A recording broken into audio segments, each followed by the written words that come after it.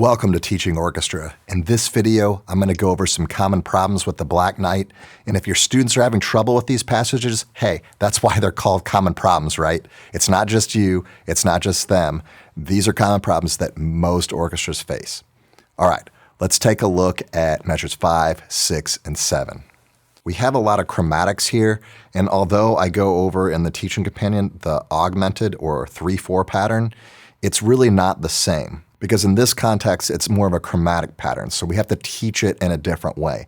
So let's take a look at this D sharp in the cello part here. So we have E, D sharp, D natural, C sharp, C natural, right? Chromatic scale coming down here.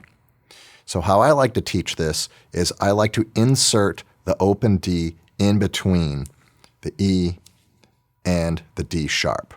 And that's because half steps are really hard to hear melodically and harmonically. I mean, just to prove my point, try to sing a chromatic scale, all 12 tones, sing it up or down, and then see if your octaves match at the end. It's harder than it looks, right?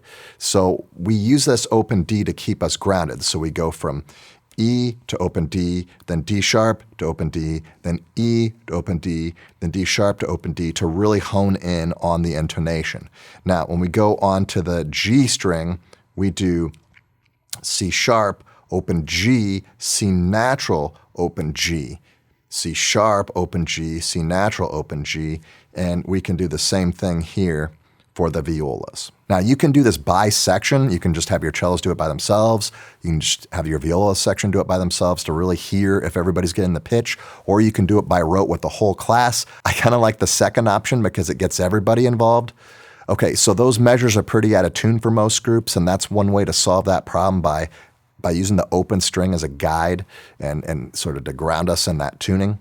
So the next common problem is the intonation for the cellos in second position. And I like to start with this passage on the D string first in measure 30 because you can always check it with your open D.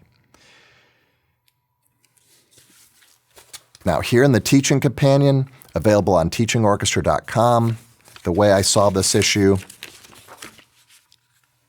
are by doing these finger sliders. We slide from E to F sharp to E. And it's really important that we shift with both hands. And what this means is, as you're shifting with the left hand, you want to move your bow closer to the bridge. Now for second position, it's not that critical, but it's good to get them into that habit because when they start shifting higher, you want to have that habit built in. You want them to think about it. And then once they learn that position, when you play higher positions, their tone's really going to improve. So once we get comfortable finding second position with these finger sliders, then what we do is we do finger patterns in second position. So with these finger patterns, don't move on until they can play in tune. Then, once they're really comfortable with it, then move on to the next note, but really insist on that culture of tuning. Okay? So after the D string stuff, well, now you can do the same thing on the A string. So you're going to go from B to C natural to B, half step shifting up into second position here.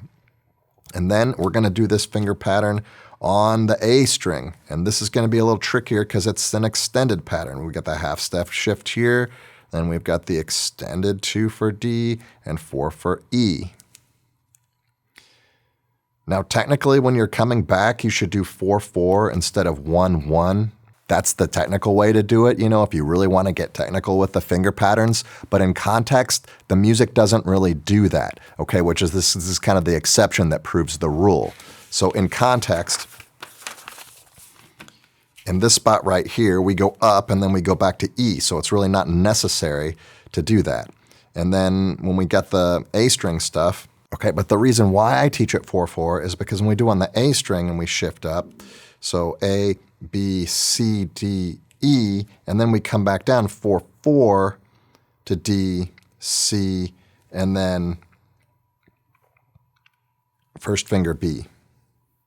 All right, if you did the 1/1 again, is it going to kill your orchestra? No, but technically the 4/4, the 1/1 on the way up and 4/4 on the way down is what you do for most of the second position stuff on the cello. But you can teach it however you want it, on the way up, on the way down, it's whatever. In the teaching companion, I leave the fingerings blank for that stuff, so you can teach it however you want it, whatever fits your orchestra the best.